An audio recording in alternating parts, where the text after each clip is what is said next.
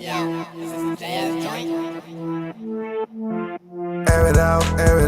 I had to clear it out, clear it out. I feel like Superman, I tear it down. Call as a quarterback and send him out. I feel that air it out, air it out. I had to clear it out, clear it out. I feel like Superman, I tear it down. Call as a quarterback and send him out. Take off. I'm on a rocket, a space dog. Bought a new car from Elon, wanna race. I've been asking how long is it gonna take. I've been cracking the car, had to break the safe. I've been writing my wrongs, had to change my ways. I was stuck in one place, so I had to shake. They try holding me down, but I found my way. Riding rich and so bicycle love me. Ride away, then my heart went on ice again. Find the balance, my patience been going thin. In the field every day till I reach the end. Popping up on your side like we out of bounds. Ain't no way that they think that it's stopping now. I've been waiting for my turn to come around. I've been waiting for my turn to come around. Air it out, air it out. I had to clear it out, clear it out. I feel like Superman, I tear it down. Call as a quarterback and send him out. I feel that air it out, air it out. I had to clear it out, clear it out. I feel like Superman, I tear it down. Call as a quarterback and send him out.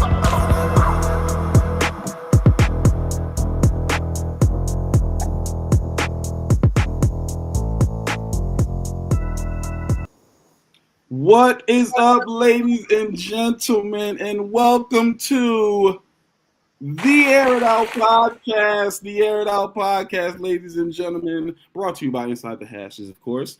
My name is Avery, and I'm your humble host. I have a full panel here today, and I am glad about it. These are the best analysts in the world. I don't know if you guys know that, but these are the best football analysts in the world, and it's just a pleasure to be here with these guys. Coach Braxton, right there to my whatever direction that is. Okay, say what's up to the people, sir. Man, it's always good. What's up, people? How we doing? How we doing? 2 times in a week, y'all gotta get used to that, man. Y'all got to. It's too good to have, and we gotta keep it up, gentlemen. But can we introduce somebody that we haven't seen in a while? The guy below me, My God, Mr. Riddick here. Mr. Riddick, we got in the building. Talk to the people, Mr. Riddick. Yeah. It feels good to be back. But one thing you said there in 2 weeks, you kind of jinxing it, man. Because remember, we went on that long streak for a while, and then we kind of, we took a little hiatus. But it feels good to be back with the guys, talking football, talking crap. We talked a little bit before the show about all of our team's records, and yeah, it's not a good season for everybody. But it's a long season, as I tell everybody. But it feels good to be back, man. You didn't have to bring that up. You could have just left that one. I had to do it. But it's true. It is true. It's true. It's all good. And last but certainly not least, the one and only Juan is in the building, ladies and gentlemen. Say what's up to the people. It is great to have a stack talks again, especially bringing back much missed host in Darius, not only just because he has great expertise and great takes, but also because I miss dunking on a Patriots fan whenever I can. So it's going to be a great chance to be here. Listen, it's going to be a great time, and it's great to be back with you all. We have a great show planned for you all today, and I'm excited to get into it. So let's do just that. As you all know, Thursday night football came and went. Surprisingly, a much better game than I think most people expected. I had people texting me saying, I'm not watching that, it's going to be boring, so on and so forth. But it was interesting, came down to the wire, literally last second walk-off field goal. So let's talk about it. Juan, tell me your thoughts on the game going into it and how you feel like the game played out itself. I think this was the Sam Darnold prove-it game. In a lot of ways. Darnold, a lot of people came into this game questioning whether or not he was just a product of the Kevin O'Connell system in Minnesota. The first 3 games that he's had haven't really shown prowess as a quarterback in terms of taking command of an offense and leaving down the field. In this game, did just that. Had a couple of touchdowns, had a great connection with JSN on the sideline. That was, a typical QB, a typical like sideline throw with an over-the-shoulder catch that had plenty of space between the boundary. But I thought it was a great example of just how much progress Darnold has made as a passer in his league after coming in, being kind of a hotshot kind of quarterback. Not to mention his running ability, how he was able to take off for that, I think, 15-yard gain on a second down. ultimately shows that Seattle made the right decision in moving on from Geno Smith. Minnesota, who I'm actually kind of wearing today for a whole different reason, might have made the wrong decision with regards to JJ McCarthy, but we can't make that assessment until probably the end of the year to see where the Vikings are. But I will say the Sam Darnold resurgence has been a true beauty to see. I'm really happy for it. On the other sideline, what a hard-fought game by the Cardinals, by Kyler Murray, and trying to show that he is the guy for Arizona. He didn't really have to do as much with his legs. He did really have to show more with his arm, and with over 280 yards passing, I think he did a pretty good job with that, especially bringing confidence back to Marvin Harrison Jr., who had that terrible drop that turned into a pick, but made up for it with a couple of clutch catches over the shoulder, as well as that touchdown that brought back what I can see in his eyes, great confidence. Overall, a great game for Thursday night, despite what people may say. Yes, sir. Very, very good game. Very good game. Can't be mad at it at all. Darius, talk to us about the game, TNF. Yeah, I think it was a good game. Divisional games are always hit or miss, right? Because you play them twice, right? So you know them, you know who you're playing against and everything like that. Defensively, I think it was a good game for both sides, right? Like Seattle's defense is gonna carry them as long as they can stay healthy, right? Like they play really well. They didn't blitz as much, but then when they did blitz, you can see they got into Kyler Murray's head. And like Juan said, the resurgence of Sam Darnold, I think he did just enough. He didn't turn the ball over. He didn't force any throws, and he used his legs when he needed to. Now, on the flip side, Kyler Murray had a bad game in the first half, but you saw him start to kind of get his confidence back. He started to get Marvin Harrison Jr., who I think you have to get him involved early. And you can tell now James Conner is missed, because I think that's a different game if James Conner is in. Now, when you're able to run the ball, you're able to control the time possession. You can keep the opposing team's quarterback off the field. So running the ball is something that both teams, I think, do really well at. And I think the Cardinals are showing that they're going to miss James Conner. Now, Trey Benson is a good running back, but he's not James Conner, right? James Conner is arguably probably before the injury, you can make an argument top 10, top 15 running back currently in the league. But I think it was a good game overall. It came down to the wire. I thought it was going to go to overtime, but I think Seattle trusted Sam Darnold.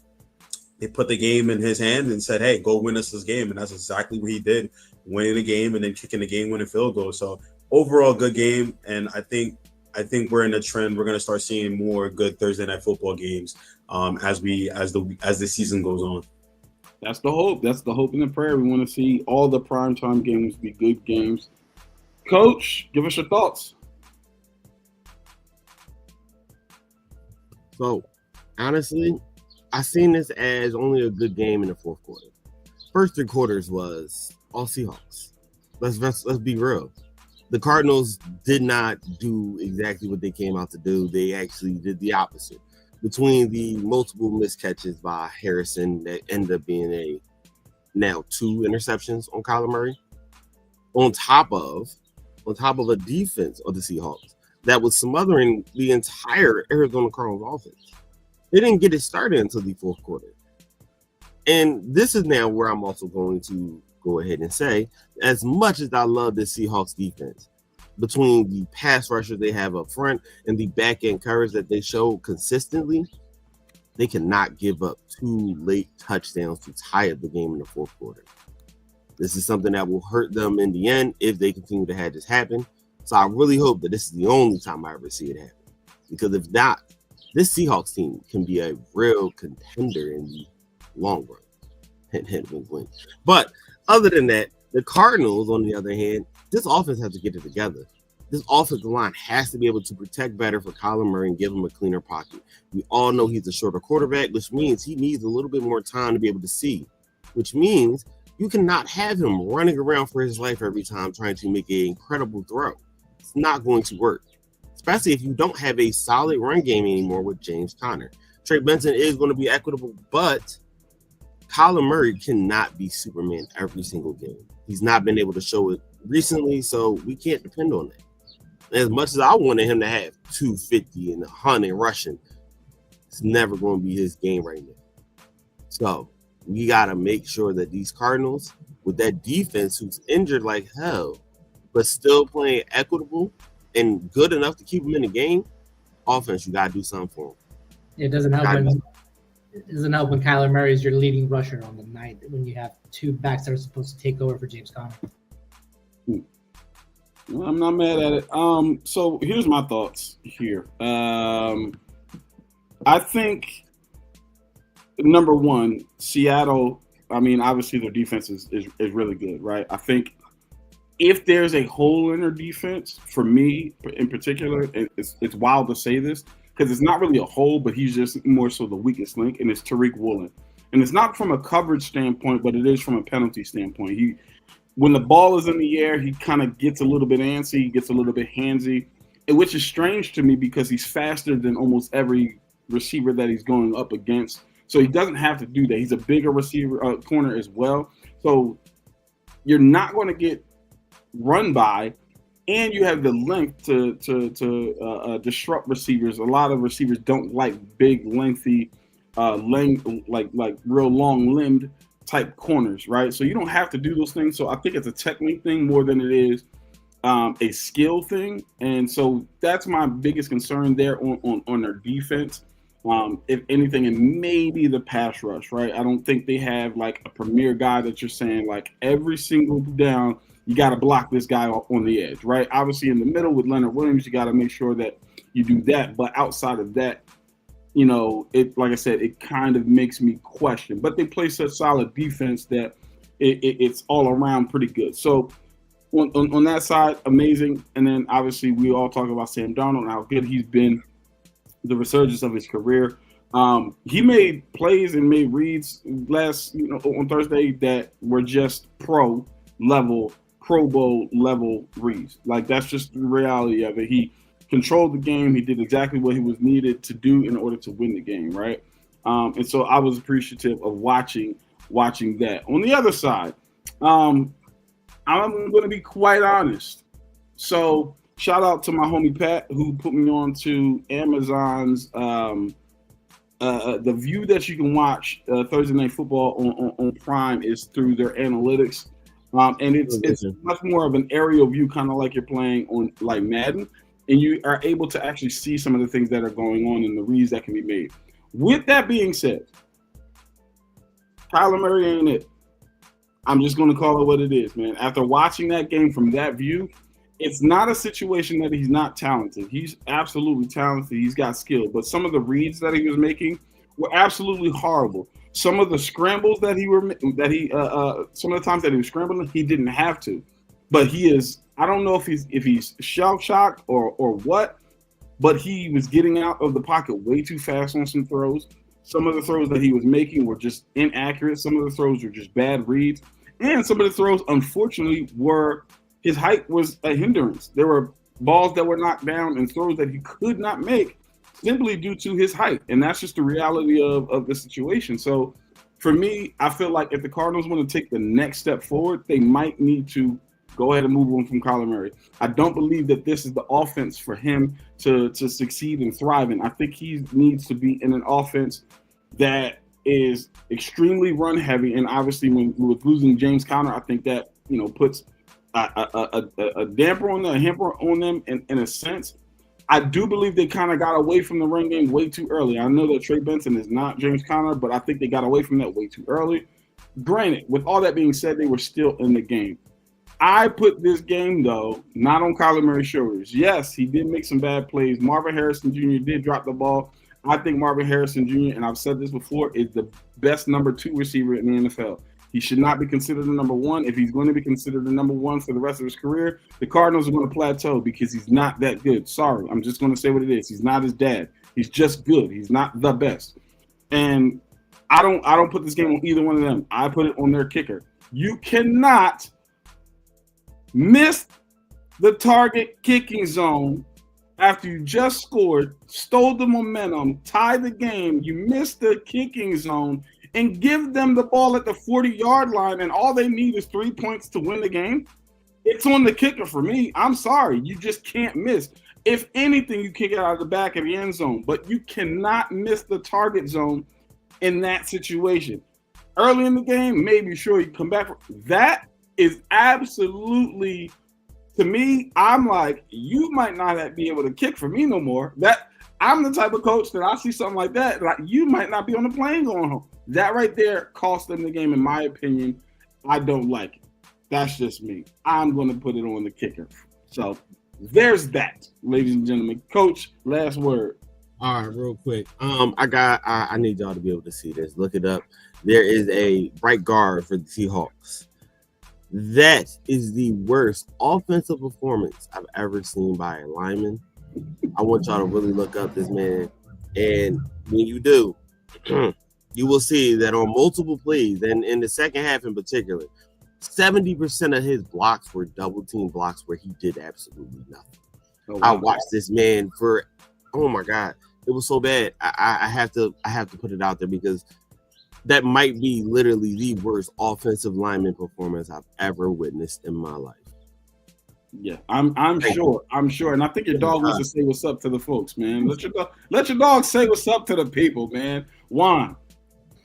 Real quick on Kyler Murray, you know he is the 5th longest tenured quarterback in the NFL right now. It's kind of surprising at this point, like how much time has passed since he came into the league. 8 years as a quarterback for the Arizona Cardinals, and in the amount of time that he's done that, what has he done exactly? 1 playoff appearance in a wild card spot, and he got blown out by the Los Angeles Rams, especially with that back of the end zone pick 6 that he threw against them.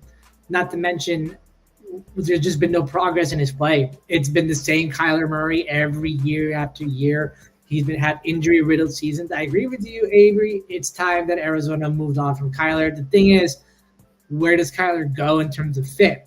Because it doesn't seem like his style of play is really conducive to many systems right now. It doesn't seem that there's a lot of coaching that could really cater to his skill set. So I guess the bigger question for me is, does Kyler Murray still have a future? I think he still has a future, and I can name a couple teams that I think he'd be good on.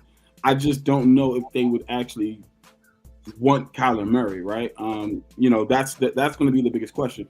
I think that, again, a team that's going to want to run the football and be dominant in the run game, go off play action, and then allow your quarterback moments of improvisation when it's needed, not just because like you're shell shocked. I think that type of team could take them, and those types of teams are teams like the Chargers, right? They're a run dominant team, right? They want to run the ball first and everything like. But they got Justin Herbert, so it's like, why would we move on from that? The Las Vegas Raiders, again, a team that wants to run the football heavy, wants to be dominant in that area, allow the quarterback to play off play action, and every now and again get into some type of improvisation. I can see a team like the Dallas Cowboys, who wants to be a run team. They want to run the football. They want to do the things, even though they have 2 dynamic receivers. They want to still run the football because they know that the game is won in the trenches and all the different things. But they got Dak Prescott, so you're not going to go there. And then I could actually see another team that would actually, in my opinion, probably benefit from his skill set the most, and that would be the New Orleans Saints. Could you imagine a backfield with Alvin Kamara and Kyler Murray to contend with? I think that would be extremely. Now, to me, that's the best fit from a standpoint of he could start right now. That's just my personal opinion, because obviously the quarterback situation there. But my question there is the offensive line. Is the offensive line going to be – I feel like you're just swapping situations, if you will. And so that would be my only concern there. So there's that, ladies and gentlemen. But we're going to go ahead and move on to the weekly news. We're going to run down a couple different topics really swiftly. We're not going to spend too much time on it. So my first thing is I want to talk to you guys about the NFL in Rio. 3 games in Rio over the next couple years. It's going to be amazing. How do you guys feel about the NFL, this expansion, going international, becoming a world game? Darius, I'm going to start with you. What are your thoughts? The NFL in Rio. I like it, man. I like what the NFL is doing. They're trying to be, they're expanding, right? Like we have the Pittsburgh and Minnesota game tomorrow in Ireland, right? So I love it. I think from a business standpoint, money standpoint, they're winning, right? We watched that Philly, the Eagles and Green Bay game last year, right? The Chargers game and the Chiefs game, right? Like they had a big turnout, and they see that as this is a market that's untapped, and we can tap into it, and we can make a lot of money by hosting those games and those international crowds. And one thing I've noticed, I don't know if you guys, a little bit off topic, but if you watch wrestling, they always say like international crowds and wrestling are so much better because they don't actually get to have those events. If you watch football, those fans see more. And I'm not saying we don't see more, but I think we take it a little bit for granted because we can go to these games every Sunday or whatever. But international crowds, they don't have that access. So for them, it's like a once in a lifetime experience, and those crowds are truly like into the game. They might not have the knowledge of football or even know what they're watching, but they're just into the game, and it's always sold out because they don't have the access like we do. So I love it. I love what the NFL is doing. I'm not a big fan of the early morning games like tomorrow, 9:30. That's a little crazy, but from a fan standpoint, international standpoint, I think the NFL and a business standpoint, I think the NFL is taking a huge step. I think the bigger question is, how far are they willing to go as far as international games? Are we going to see them really tap into some different markets? Like, are they going to possibly do, in the Philippines, like different countries like that where there isn't that much any sports like that? So, and are we going to see any type of expansion, right? Like that's what it really is going to come down to. If we continue to do this, can we get an expansion? Are we going to see a European football league, different things like that? So I'm pretty sure they're playing with those ideas. Right now, it's the test kind of to see what kind of outcome we can get, and they're getting a great outcome. Next, I wouldn't be surprised if they're talking expansion on an international level. Hey, listen, you brought up a place. If I'm a Falcons fan for life, but if there's ever an NFL team in the Philippines, I promise you I will be a fan. Darren, talk to us, Coach. NFL Rio. So, honestly, I just like the whole expansion of the NFL as a whole, between Rio, Germany, Ireland, Mexico City, them introducing flag even football into the Olympics possibly. Football has truly become one of the best mainstream sports there is, and I truly just love to see the expansion all around the world, whether it's the flag, whether it's in different cities, the possible expansion into the Philippines, but it's just good for football all around. And I'm going to do this now. Shout out to the female flag football, because that is something that is really highly underrated. And I'm telling you now, if you watch any clips, there's a lot of these girls out here that can play just as good as some of these guys. That's a fact. They nice for sure. Juan, NFL, Rio, talk to us, man. First off, appreciate shout out to the Philippines specifically, especially because I'm married into the Filipino lifestyle, so thank you. Secondly, as someone who immigrated to this country many years ago and kind of fell in love with football as an outsider, football is a beautiful sport that I think has to be shared around the world. I love what the league has done in terms of trying to spread American football influence. What I want to see is just how much you can infiltrate the I'll call it football in this instance, of the football crowd in Brazil. Yeah, the NFL estimates about 36 million fans watched the game this year between the Chargers and the Chiefs, and you're tapping into that market so much. How do you get it more popular in a country that's as populous as Brazil? More so, football is also an expensive sport to play in general, just because of all the equipment that comes with it, from shoulder pads to the game to the field. So how can you bring the sport itself? My thing is, I want to see how you bring the sport itself to the smaller communities that can't exactly afford all the amenities it takes to play actual football. Yeah, flag football is a great and cheap way to do it, but then I want to see those kind of initiatives, those kind of programs, bringing more football games to these countries. Great to introducing the sport. How do you grow it from the inside? And also, just wanted to point out something I saw earlier. It was an international map showing the most popular teams around the country outside of the NFL, and my favorite was that the Dallas Cowboys are huge in Russia. So they went from America's team to the USSR team. Yeah, I love it. Listen, for me, man, I think this is great. I think the NFL is starting to understand the value in going international. We've seen the NBA absolutely explode, right, with going international, having international markets. How big the NBA and NBA players are in China and different places like that. So I think that they're starting to fully understand the value in that. I think obviously, we still talk about it to this day. The biggest sport in the world is soccer. We call it soccer internationally. It's football, right? And it's the biggest sport in the world, not because it's quote unquote, in many people's eyes, the best sport in the world. It's just the most inclusive sport in the world. There's so many teams, and anybody can kind of gravitate to it. The fans, and I think the fans in football are the best fans in the world, right? They are diehard fans. They're turned up, but there's players from everywhere, from every background, from every ethnicity, and every walk of life.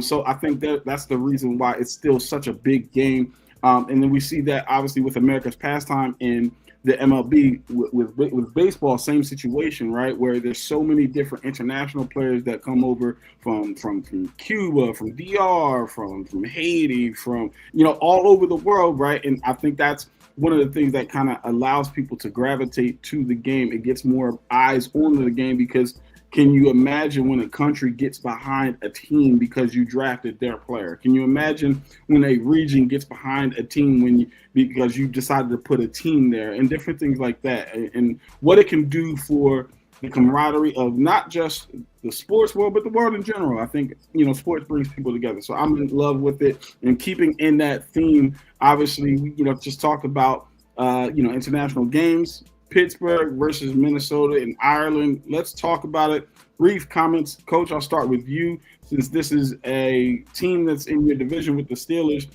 How are you feeling about this game? Is there anything that you're looking to, come from this game in particular? Well, I'm looking for the Steelers to lose. Let's start there. I already have Minnesota winning this. Now, the main thing I really do want to see, though, is how is that Steelers defense going to act today?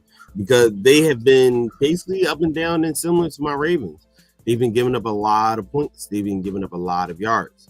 The only difference is they showed that they can be very opportunistic against the Patriots and getting, 5 turnovers?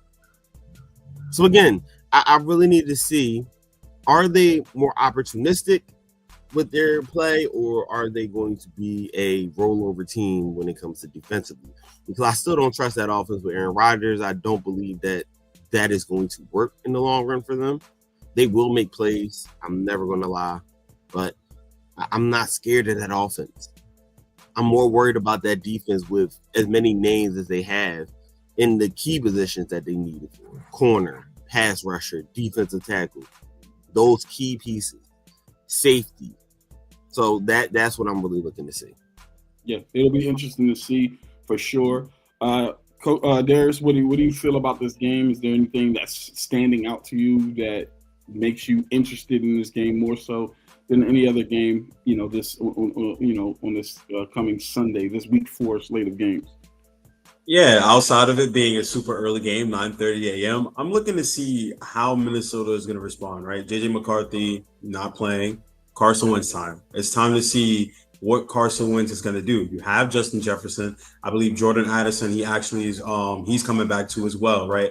So you have two good wide receivers. And one thing nobody talking about right now in Minnesota, their defense. Brian Flores is one of the best defensive coordinators to ever grace the game of football. Like what Minnesota did last week. Now, again, it was against a backup, but what they were able to do, creating turnovers and for a team that turned the ball over 5 times, if you turn the ball over that many times, you're basically going to lose the game. That's how you're going to lose the game. It doesn't matter who your quarterback is. If your defense can create turnovers and you can get great field position and you score off those turnovers, 9 times out of 10, you're going to win. So I want to see how Minnesota is going to play against Aaron Rodgers. And I agree. I'm not sold on the Steelers offense. They didn't really do anything in particular, last week against the Patriots to win the game. And I don't think they're going to do anything in particular to win the game against Minnesota, just because Minnesota's defense is, to me, as legit as it can be, just because of who their defensive coordinator is, who loves man coverage and loves to blitz. And the Steelers' offensive line is questionable. So I expect the Minnesota Vikings to at least come out with at least minimum 5 sacks. But I think it's going to be a good game. I can honestly see it being a low-scoring game just because of the quarterbacks that are playing. Okay, not mad at all. Juan, final thoughts. NFL in Dublin, Ireland, 9:30 a.m. if you want an idea of how long we've been doing this podcast for, if you see in the intro that one wide receiver matchup between DK Metcalf and Jalen Ramsey, when Ramsey was with the Rams and DK was with the Seahawks. Now they're both on the same team, so it's kind of funny how life goes in terms of that. But speaking of DK, he has not been the elite wide receiver one that the Steelers traded for him to be. Against the Jets in week 1, he had 4 catches for 83 yards, and everyone thought that was going to be the standard, that he was going to be a high targeted individual. But then in the last 2 games, he had a combined 6 catches for 42 yards. And granted, he did score twice in both of those games. But if you're just going to be a red zone 50-50 ball wide receiver, you can't be the wide receiver one in an offense that is predicated on the short passing game, especially for Aaron Rodgers going up against a Brian Flores defense that, as Darius says, loves to blitz. And also, I'll give one X factor that I don't think a lot of people are thinking of, and it's the return of Christian Darrisaw at left tackle. He did great against the Bengals last week. Prompted it wasn't the Bengals defense is trash, but now you're going up against a Steelers defense that, while it is older, the most expensive defense in the NFL, it does have quality pass rushers in Cam Hayward and TJ Watt. So having a stud left tackle to protect Carson Wentz's blind side will be ideal for Minnesota to pull off the win in the Emerald Isle. All right. I'm not mad at all. Sorry, I shout out to the redhead quarterback that's getting the start. Apparently, that's a big deal in Ireland. I mean, come on, man. Yeah, why would that not be a big deal? You know, and he plays for the Vikings. Come on, it's great. So yeah, I think it's going to be a very, very interesting game, man. It's one of those games that's really hard for me to choose. Obviously Carson Wentz comes in last week, gets a dub. I think the Vikings are probably the better team completely all around, but at the same time, it's the Steelers, it's Aaron Rodgers. It's like, can you really count them out? They play in a very tough. Both teams play in a very tough division, so it's going to be a hard-fought game. So it'll be a very, very interesting game to see. One thing that I'm looking forward to see, I want to see. Actually, 2 things. Yeah, I'll say it's 2 things. Number 1 is Aaron Rodgers. Can you be the Aaron Rodgers of old? I'm not talking about a situation where you come out and you throw a touchdown or 2, you don't turn the ball over, you throw for 250 to 280 yards. I'm saying, can you, when the lights are on, can you bring out the best in the DK Metcalf? Can he get 100 yards and a touchdown? Can you guys run the football effectively? Can you make some off-platform plays and do the things? And I'm not saying that you have to be complete old version of Aaron Rodgers, but can you be the guy that they brought you in there to be, the dominant quarterback that says, you know what, bump what the defense does, I'm going to make sure that we win this football game. So that's the first thing. And then the second thing is on the other side, their quarterback, Carson Wentz. You come in, you got a W under your belt, right? Can you still start in this league? That's the question for me. Right, I think that Carson Wentz could potentially be in a Sam Darnold situation, right, where listen, if you play well right now, you can really make it hard on the coaching staff to say, do we give the ball back to JJ? Because prior to Carson coming in, JJ wasn't looking too good. Let's just call it what it is. He wasn't looking too good, and there were questions about, again, did they move on from Sam Darnold and make the mistake of keeping McCarthy and going that route? Should they have traded him and got picks and so on and so forth? Listen, I want to know, Carson Wentz, are you a starter in this league? Because I think this is a potential for you to become a starter again in the NFL. If you can run off a series of games while JJ is out, I think a team like, again, we brought him up before, New Orleans, who there's questions at quarterback, maybe they decide to bring you in. A team like, let's say, I could absolutely see somebody like Chicago if they're not sure about what's going on with their quarterback and Caleb Williams. Now, granted, Caleb has been playing better the past couple of weeks, But if he regresses, we say let's go get him. Let's go get this guy because he knows how to win football games. If Bo Nix was just a one hit wonder, do we go and get Carson Wentz? Because Bo Nix hasn't been looking great. You know what I'm saying? So it just meant you got some questions there. Is all I'm saying. I want to see, can you play well? And then the last team, Miami. What's happening? What's going on? Like, Tua doesn't seem to be the guy. Maybe we make a trade for Carson Wentz if he's playing well. That's all I'm saying, That's all I'm saying. I want to see the quarterbacks. That's the thing that I'm looking forward to in this game. All right, now moving on. There's been a lot of injuries. The NFL is very, very clear, okay? Football is very, very clear. It's not if, it's when, and it's how you're going to get injured. That's just the game of football. Somebody's going to get hurt.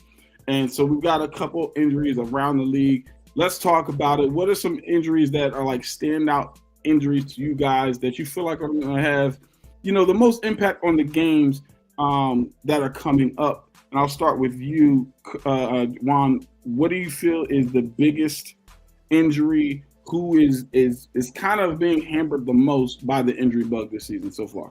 I think it's not one, but it's two, because it really impacts their playoff standings going forward. If they lose this upcoming game, it's the Jane Daniels and Terry McLaurin game. You had this whole offseason with Terry McLaurin was all about getting him paid and getting the money that he deserved after he became a prime target for Jaden McDaniels. And it took so long to get him back on the field. Now they're both out against the Falcons, a Falcons team looking to try to rebound from getting blown out and shut out by a Carolina Panthers team that admittedly doesn't have as great of a defense as people really think they do. It's going to be a big test for Dan Quinn's team. On the bright side, it's a chance for Marcus Mariota to really make a return and get, I don't know if I'd say a revenge against the Falcons, considering how his tenure ended in Atlanta, but a great chance for him to really step up. And maybe we could see other weapons outside of McLaurin really try to put their foot down to get this offense for the Washington Commanders going. My other thing is there's a lot of injury concerns at the running back position. Can the run game be sustainable in an offense that really relies on it? That's it. Gotcha. Coach, talk to us, man. How you feel? What are the key standout injuries for you? It's honestly a couple, and the Commanders that's one of the more clear ones that you will see out there. You're missing out on not only your quarterback but your wide receiver one. But let's start talking about the ones that's always injured. The 49ers.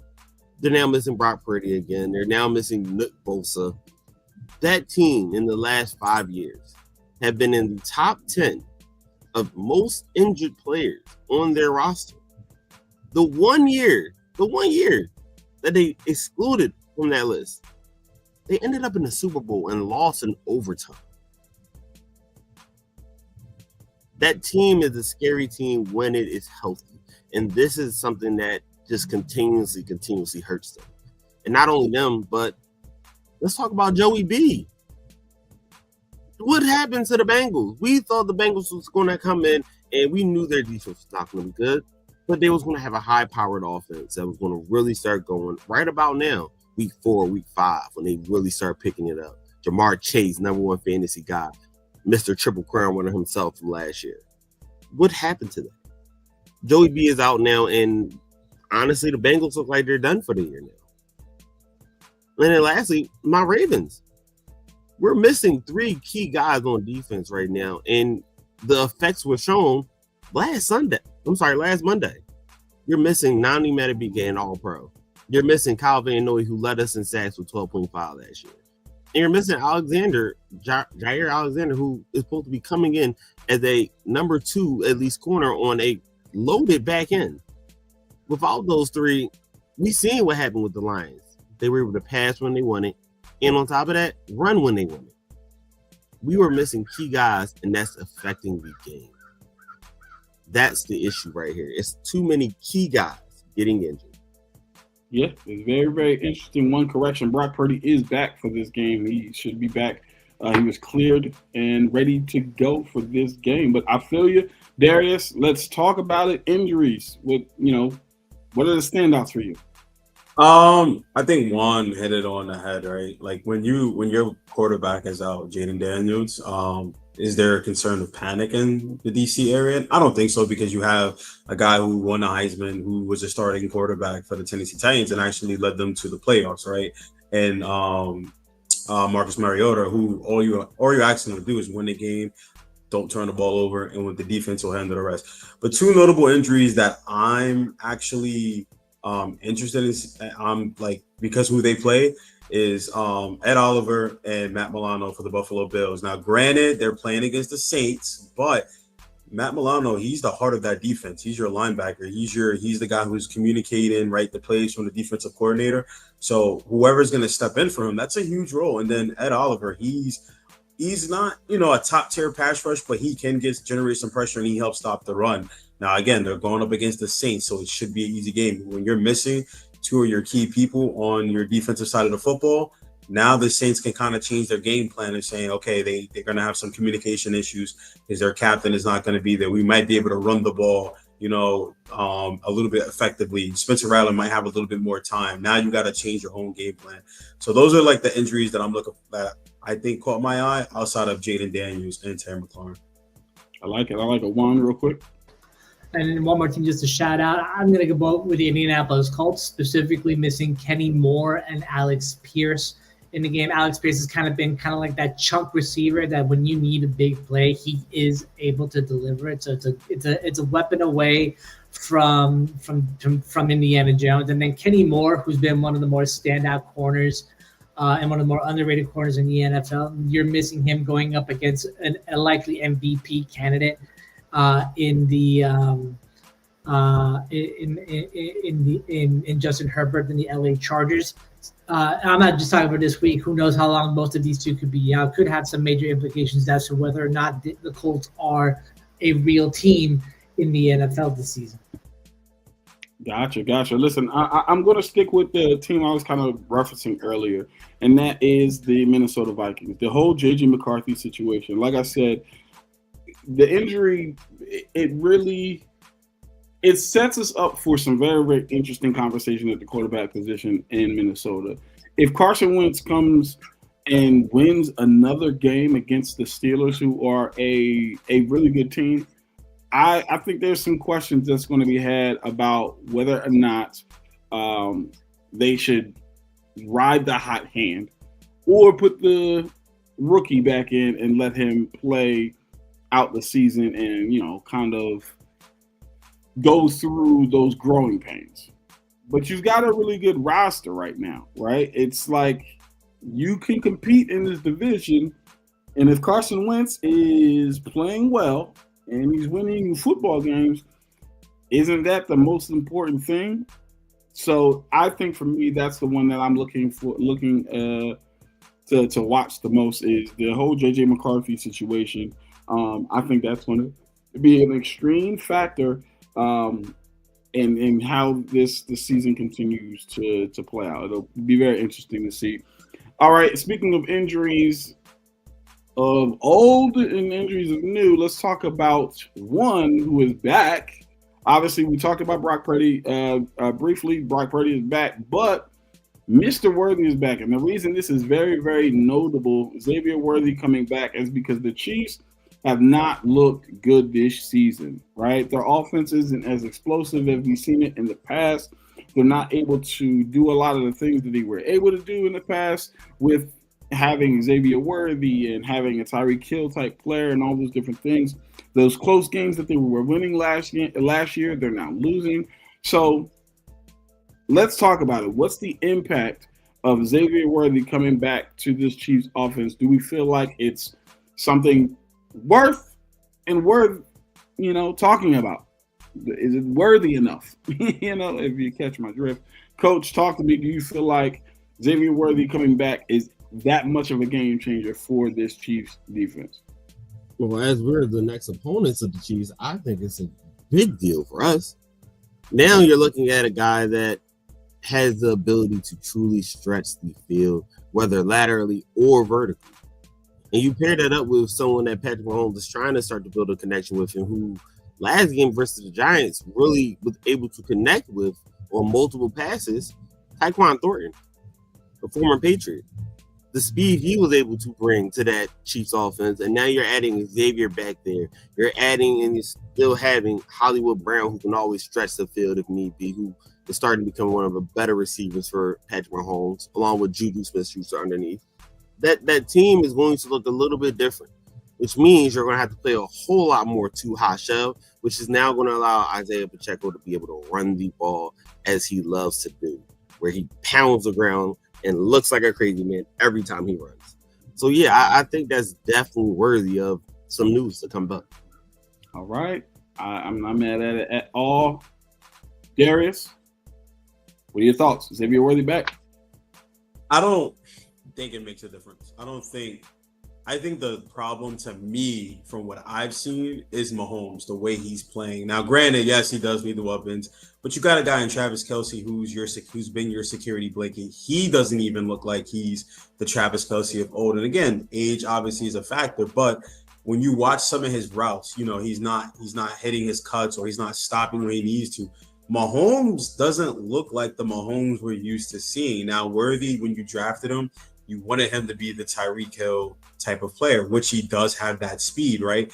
But him being banged up week one, coming back from a shoulder injury, the only benefit is, sorry, Darren, they're going up against the Baltimore Ravens, and that secondary is a little bit questionable. So if Mahomes wants to kind of get it going and get back on track, this to me is the game, because you look at the defense they played, right? So they played the Chargers week one, really good defense. The Giants, who have a very underrated secondary and a very good front four, they play them. So now they're kind of playing a team where they're not known as for their defense like they were, the Baltimore Ravens. So if Worthy wants to come back and Worthy wants to play well and Mahomes wants to get it going, I think this is the game that he does. And this has the game potential to be a shootout, because I think Lamar can score, right? The question is, can Pat Mahomes get it going? I don't really think Worthy is going to make that much of an impact, especially like Darren said, Tyquan Thornton, New England.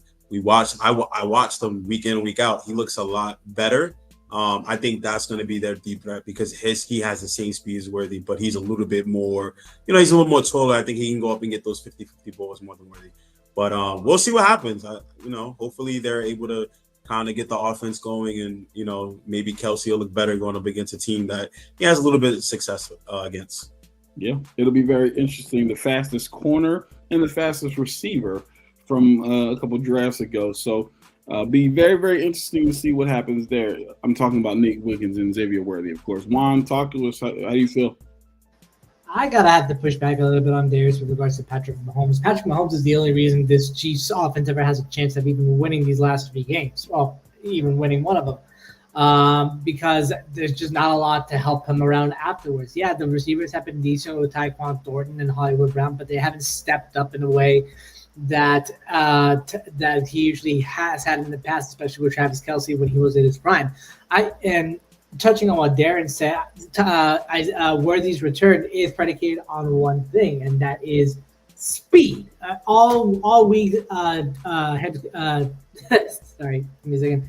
The head coach has been just raving about Worthy's speed in practice, how fast he's looked, how quick his zip has been. And that's really been a major element missing on an offense that wants to go back to throwing the deep ball and wanting to take chunk plays. Is a speed element. And I do believe that with Worthy's return, there could be an elevation in a Chiefs offense that is in desperate need of one. They're still missing a run game. They're still missing quality blocking on the offensive line to open those rush lanes in the first place. But I believe Worthy could have a major factor for the Chiefs offense going forward. Not to mention, Steve Spagnuolo's defense has been quietly one of the better units in the NFL. It hasn't seemed like it because they've lost 2 games, but they are better than expected. And going up against a Ravens team that is trying to come off a demoralizing loss to the Lions on Monday night and has a lot of weaknesses on its defense, I do think this is going to be a return to form game for the Chiefs. It'll be very, very interesting to see. I'm going to be honest, man. I don't think it matters. The Xavier Worthy situation, I don't think it matters. The Patrick Mahomes situation, I don't think it matters. what's going on with the Ravens. I don't think it matters. I think this game comes down to one person and one person only. His name is Andy Reid.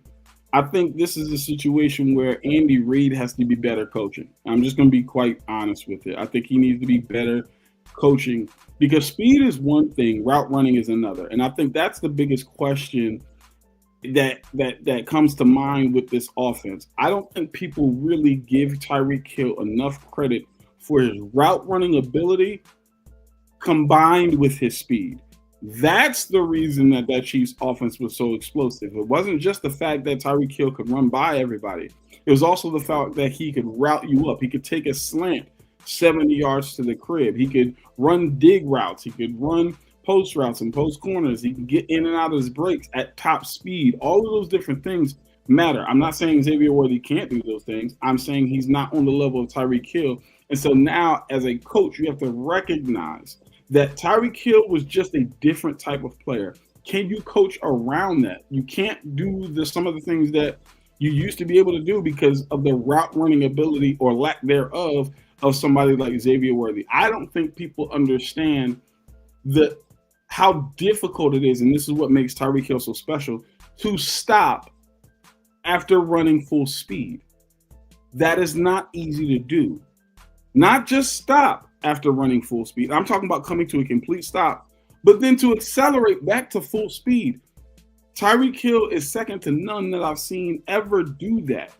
I don't see the same thing from Xavier Worthy. Is he fast? Absolutely. But that's the difference between fast and explosive.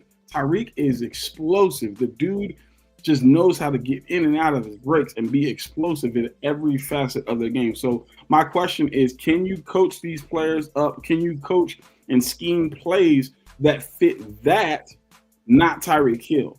Because he's just a little bit different. So that's the question that I have is, Andy Reid, can you get it together? Can you figure those things out in order to make this team explosive once again? All right, so that wraps up the weekly news. Let's talk about what we're all here for. Okay? We're kind of essentially crowning Super Bowl champs in week 4. Okay, we want to know who's contenders, who's pretenders. Who are the contenders and who are the pretenders? And here's how I'm going to do it, man. I'm just going to start naming off some teams, and I want you guys to let me know, are they contenders? Are they pretenders? We're going to start with an obvious one. They're an undefeated team, arguably the best team in the league right now, the Buffalo Bills. Are we contenders? Are they pretenders? Darius, they're in your division. What do you feel? It pains me to say this, and Juan probably will agree, it pains us to say this, but the Buffalo Bills are contenders as long as they have 1-7 under center. Easily. I like it. I'm not mad at it. We're going to move on to the next team. And that is, Coach, somebody that's in your division. I mean, yeah, they lost their quarterback pretty much for the season, but they're 2-1. They're at the top of the division. Their defense is kind of skeptical, but they're 2-1 and they're at the top of the division. So the question is, are the 2-1 Cincinnati Bengals contenders? Or are they pretenders? If Joe Burrow is not coaching if he is not quarterbacking that team, they are pretenders. They have that offense with Joey B, but that is all they have. I do not trust that defense. I don't trust that defense more than I trust my defense right now. So, if we're being honest, no, there's no way they can be a real contender. They need Joe Burrow to offense and run that show over there. He is one of the top quarterbacks in the league, and as a competitor, I hate to say it, but come on, man. Joey B is the reason they go. If he's not there, the Bengals do not go. It is what it is. So My bad, pretenders, people. My bad, Chris. I just had to ask. You gotta know. But here's the team I think people are really having a question about. So, Juan, I want to throw this one to you. They are undefeated, and I believe if my sources are correct, have scored on the most drives of any team this season, and that is the Indianapolis Colts with Indiana Jones, Mr. Danny Dimes himself, 3-0. The Colts, are they contenders or are they pretenders?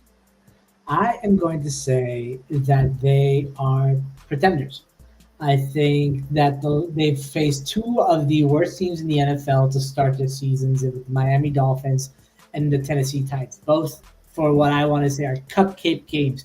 We don't know what Denver's going to be in regards to where they are in the season. They have one of the better defenses in the NFL, but Bo Nix is suspect at best in an offense that is supposed to be a Drew Brees style short passing, quick game offense, but it's not acting that way. So we can't fairly judge the Colts for what they are. Plus, as much fun as we're having with Danny Dimes' metamorphosis into Indiana Jones, it's still Daniel Jones. There is still going to be suspect play coming. You know it's going to happen. All right. He has embraced the game manager stuff, and he has a great running back in Jonathan Taylor to help balance out the passing attack that he's forming. And not to mention the line has been improved. The defense is also looking great, but again, the level of competition hasn't been where it's supposed to be. I think what makes and breaks this Colts team is going to be the matchup against the Chargers with, like I said before, the defense going up against a likely MVP candidate in Justin Herbert, and the offense facing what could be a top 3 defense in the NFL, especially when it's led by by the best safety in the NFL in Derwin James. I got you. Just a correction. They do play the Rams this week, so I think that is the test. Sorry, then let me rephrase real quick because the matchup still stays the same.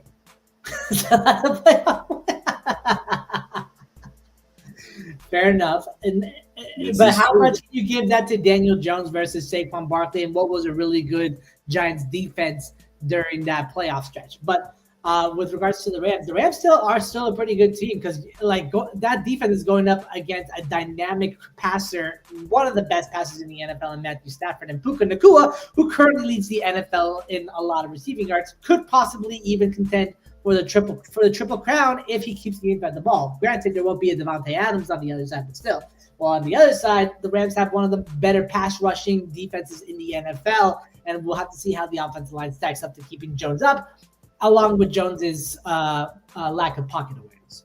Yeah, I think this is the game that tells us whether or not they're contenders or pretenders. You beat the Rams, you immediately become contenders in, I think, a bunch of different eyes, right? If you beat the Rams. Now, granted, some might say, well, the Rams are suffering from some fatigue going against the Eagles and suffering a bad loss there after being 2-0 themselves and all the different things, and that could maybe derail their season, all the different things. Either way, they're still a good football team. You beat the Rams, I think that definitely makes you a contender for sure.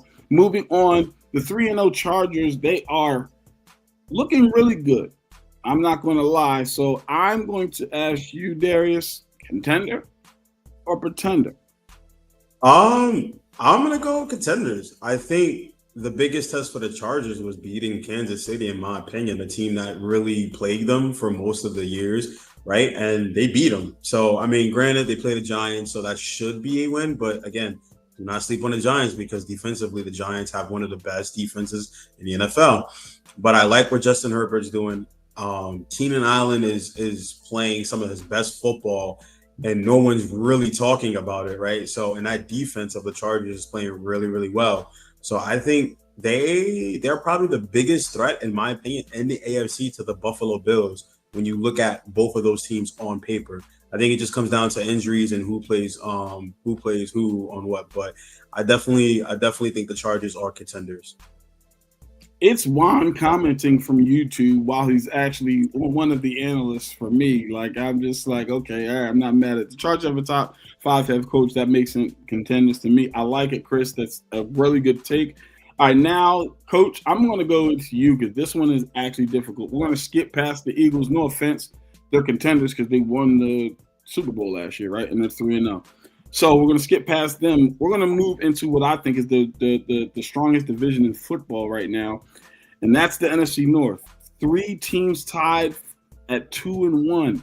I want to know which one of these three teams is the contender, which one is the pretender, if at all.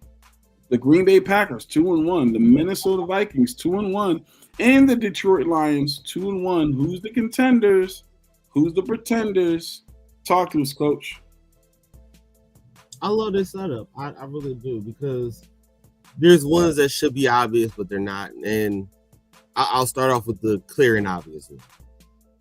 The Lions. They are still contenders. I'm sorry to say it, they are still contenders. As long as they can run the ball as they did against us and continue to put up points like they did against the Bears, and have Aiden Hutchinson, have Brian Branch and those guys in the back end with Teron Arnold, like, they are still contenders. There's no question about it. But your pretenders, that's the toss-up here. Because, see, we all love Micah when it comes to him not being a cowgirl now. But do we fully trust Jordan Love? Do we trust that he's going to have a number one target now, that he has Matthew Golden, that Jaden Reed is out still, and he has all of these different weapons? He has a good run game in Josh Jacobs. Are they actually going to put it together now? I'm still not a little sure. I'm still a little questionable, because you go out and you win game one, but you lose to the Browns. Yes, they have underrated defense, but it's still the Browns, people. And then you have the Vikings, who they're starting Carson Wentz. They came into the year with J.J. McCarthy, and they was all gung-ho about it. I'm not sure who their quarterback is going to fully be, so I don't want to trust what they can do. I'm sorry. So, for me, right now, the Packers are borderline, and the Vikings are pretenders until I know who that quarterback is. I like it. I like the take, except I have to agree with Chris. I was with you until you said Terrion Arnold. Listen, I'm a Bama fan. Roll Tide. Listen. Terrion Arnold, listen. He's going to get better. Can he turn it around? Can he turn it around? I promise you, I have more faith in him than y'all do. You clearly do. I've watched Terrion Arnold closely. I live in Detroit to be able to watch him closely. The man is just too physical on contact, and he's not disciplined. He's not disciplined. I'm sorry. Listen, I'm gonna be quite honest. Okay, I'm a Bama fan. I watched him at Bama, and I said it then, and I'll continue to say it. This is not a number one corner in the NFL. He's not that good. His technique is not good. He's just raw talent. So can he turn it around? Maybe. He's extremely talented, but from a technique standpoint, he's mid. He's not good right now. This is coming from somebody who my primary thing is to evaluate DBs. I'm telling you, honestly, with how physically gifted he is, I personally would prefer for him to put on 10 pounds, get to about 205, play safety. Then you could be, people would be less inclined to get on you for being so handsy, right? But at corner, I ain't saying he should be a number one, but I think he might need to move inside. He ain't it, Chief. I'm trying to tell you. I think you need to move inside. I think that'll probably be better. He's not a number one for sure. But I see him being good, man. I truly, truly do. And he's just not in the right position. But he can be a good, solid guy for that Lions team. Listen, everything I've seen on film so far tells me otherwise. I said it before. I said, listen, Will Johnson is still the guy. Quinyon Mitchell's better than him. I said Cooper DeJean was better than him. I'm telling you, I watched Bama. I'm trying to tell you, until he fixed, we're not going to harp on him. I didn't want him. We're not going to bash the man. Terrion Arnold, I believe in you. I believe you can be better. But right now, he would be a great physical slot corner. I'm an objective fan here. Right now, you're mid, but I believe you can be better. You're extremely talented. Last one, and we'll get out of here. I'm going to skip past Tampa Bay. They went to the playoffs last year. They won the division the last 3 or 4 years. Yes, they're contenders. So I'm going to move to the NFC West, and that is San Francisco and Seattle, both 3 wins. Seattle with 1 loss, though.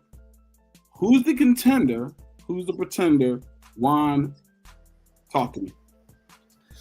I think that they're both contenders, honestly. With Seattle especially showing they have a very balanced offensive attack. Like I mentioned before when we did the TNF recap, Darnold is a good quarterback. He is the right quarterback for this offense. He can make plays when he has to. He's a good game manager, has great legs, and is able to function well within the parameters of the offense. I think the rushing attack in general is great with Kenneth Walker and Zach Charbonnet leading the charge behind an offensive line that should be top 3, maybe top 5 in the NFL. Outside of the right guard coach, I saw the video that you were talking about. The guy looked like he was doing fire drills when he was trying to block. And then the defense and then Mike Macdonald's defense is going to be one of the better units in the NFL just because of how physical they are. How much they have to challenge you at the line of scrimmage, especially in the corners, because the corners that Seattle has are big and they're physical and they're tough, and they'll play press coverage just as Mike McDonald wants to, and they'll challenge you for every yardage like they did against the Cardinals. As for the 49ers, it's not a matter of if, it's a matter of when, and by that I mean when will they get every weapon they need back. I'm talking primarily George Kittle. With Brock Purdy back in the lineup, George Kittle has been the number 1 target for his offense outside of Christian McCaffrey. And he's pretty much the X factor in what makes his offense go, because not only is he a great pass catcher and a great yak merchant, but he is also one of the better blocking tight ends. Scratch that. He is the best blocking tight end in the NFL, opening rushing lanes for Christian McCaffrey to try to be who Christian McCaffrey is supposed to be. I mean, it's been a return to form. It's been a slow return to form, but Christian McCaffrey is still him. On the other side of the ball, yes, you are missing Joey Bosa, but Avery, you brought this up, especially during our last show. So long as you have Fred Warner manning that defense, being able to get guys in the right position, I am not worried. I think both of these teams are going to be contenders in a competitive NFC West. That also, I should say, the Rams are also another contender. I think all 3 of these teams have the capability to make the playoffs in an NFC that is wide open. I'm going to say it like this. I like the Seahawks in their defense, but they are contenders, and this is why. Okay? There's one guy who, if he fixes his game, in my opinion, they become Super Bowl favorites. If he fixes his game and if they make one move. If he fixes his game and if they make one move, I believe the Seattle Seahawks become the Super Bowl favorites. And that's a guy who I believe is 3rd in talent at his position. I think number 1 in talent at his position is Saquon Barkley. Number 2 is Bijan Robinson. Number 3 is Kenneth Walker. From a talent standpoint, strictly talent, Kenneth Walker can do almost anything that Saquon and Bijan does. The cuts that he makes, the speed, the explosion, all the things. Kenneth Walker is that guy. Here's the issue. 2 big issues that he does. He tries to bounce outside entirely too much. That's number 1. And he doesn't read holes very well. If he can fix those 2 things, I think he vaults himself into top 5 consideration as far as overall running backs in the game, without question. And that threat of a running game with that defense and JSN, who I believe in the next 2 to 3 years will be in the top 5 consideration, they'd be absolutely the team that I'd be terrified of, to Chris's point, as nobody wants to play Seattle in January. Nobody. So I think that if he can fix those problems and if they can make this one move, I don't think it's going to happen. But there's a particular guy that fits their defense perfectly. When I say perfectly, I mean it's almost as if He was born and built and bred for their defense. I'm sending Tariq Woolen and 2 first-round picks to the Broncos for Patrick Surtain. If you do that, and if Kenneth Walker fixes his problems, they're winning the Super Bowl. If they do that, the Seattle Seahawks vault themselves to number 1, in my opinion, as the team to beat in the NFL. I'm gonna put it to you like that. I didn't know we was giving our hot take so soon, Avery. It's not a hot take because I don't think the trade deadline. It's not a hot take because I don't think it's going to happen. Obviously, the Broncos are not giving up Patrick Surtain, Defensive Player of the Year. He's obviously the anchor of that defense. Like, you're not just going to give that type of guy up. But Tariq Woolen and 2 firsts. You also have to consider that PS2 also signed an extension this offseason. It was a $92 million contract extension. So on top of trading for him, you also have to pay him. I don't know how much Denver will foot that bill, but that's a big consideration for Seattle's front office. Well, let me put it to you like this. Let's go, and I'm going to get this information from overthecap.com. Let's see who's got cap space right now, and let's see if the Seattle Seahawks have it. As of right now, the Seattle Seahawks sit at number 6 at cap space availability at $22 million. So they've got the money to go ahead and make that move. Sean Payton listen, they were going to have to pay for that defense sooner or later. They know that. I mean, people like Woolen is going to be coming up on their contract soon. So if you already had a solidified contract, could you imagine that defense? You have a solidified star for the next 4 years. Devin Witherspoon, Patrick Surtain, Julian Love, Kobe Bryant. Kobe Bryant we got to talk about because he's on the thing up there, man. Jackson, let's talk about again somebody who's Jackson Joe. Joe, he's been a really serviceable corner on the outside. I think Seattle, if they make that move, and if Kenneth Walker can just hit the hole and not stop trying to bounce it outside all the time, you're going to get your chances to show that you're talented. Kenneth, if you just follow your blocks, you'll get your chances.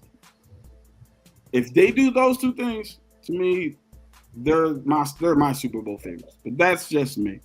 Anyway, ladies and gentlemen, we're going to wrap this show up with giving Darius an opportunity to give his game pick since he wasn't here with us on Wednesday. So I want you to get that opportunity to give us your game picks. Before he does so, though, I want to give an update on the scores through the first 3 weeks. Jerome is in last place at 28-20. Me and Darius are tied in third place at 31-17. Darren, Coach, you are at 33-15. And in first place is the one and only 35-13. So let's get into it. Let's get your game picks. Darius, again, you know how this goes. We'll go through games. You get one that you win that you can explain. And if you have any hot takes, you can drop them here as well. All right. So, of course, I'm going to start with hometown favorite, Patriots, Panthers. I'm going to go Patriots. Hopefully, I don't crash out on Sunday. Hopefully, they can take care of business and take care of the football. Vikings and Steelers. This is a tough one, man. I'm gonna do it. I'm gonna be with Juan, man. I'm gonna go with the Vikings. I think they get the job done. Chargers, Giants, possible upset alert. Jackson Dart starting. Chargers defense is just too good. I'm going with the Chargers. Titans, Texans. I trust CJ Stroud. I think they finally get a win. Commanders, Falcons, a very underrated game. I'm gonna do it, man. I think I'm gonna take the Falcons. I think they get the win at home. Saints, Bills. I'm gonna do it, man. I think the Saints upset the Buffalo Bills on the road. I think they upset them. I think, and this is my hot take. I'm gonna go into the hot take, so I'll share it alive. Eagles, Buccaneers. Eagles always struggle against Tampa Bay. Baker Mayfield expected to play. Chris Godwin is actually expected to play too as well. I'm gonna go with the Buccaneers. Browns, Lions. I'm gonna take you know what? I'm gonna take the Browns. I think the Browns defense is really good, so I think the Browns that's another upset. Yeah, we go in there. Jaguars, 49ers. I'm gonna go 49ers. Colts, Rams. This is my game that I want to explain.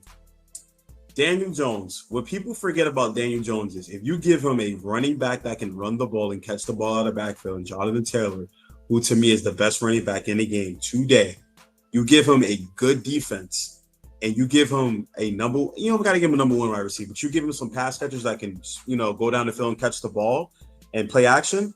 He's a good quarterback. People forget, and he has a playoff win against said Vikings because of the same kind of similar system. I think the Colts go into LA, and I think they punch them in the mouth, and I think they beat them.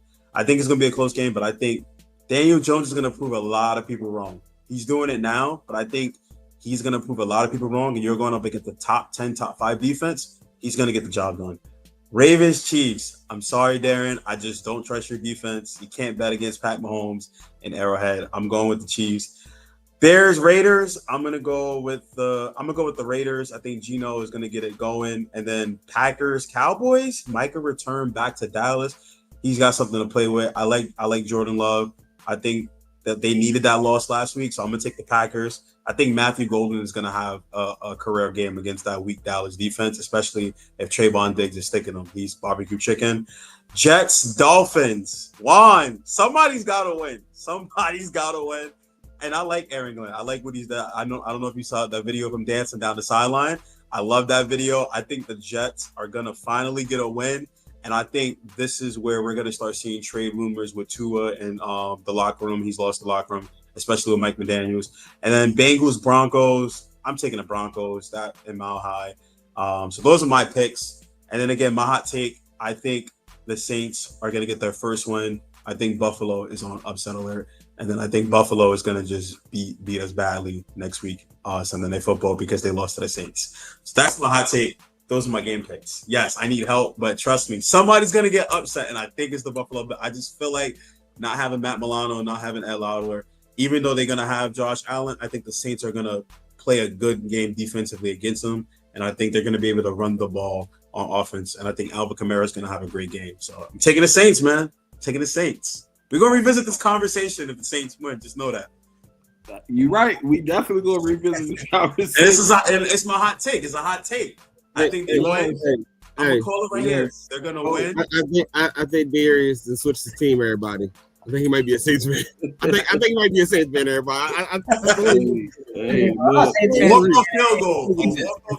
How they gonna win it? I don't know. Listen. The only way, to be honest, I don't necessarily disagree with the take. The only thing that's going to help propel the Saints over the Bills, though, Spencer Rattler's got to talk to Matt Ryan about not petting the football, because they both have this same situation. Matt Ryan has been out of the league everything like for the last. This has been the aired out podcast. I know, because and I just want to let you don't have to keep doing that. You now have to take a jersey. Any other quarterback that's not. We're going to impress them. See what happens. I think Carolina. God, man. Carolina.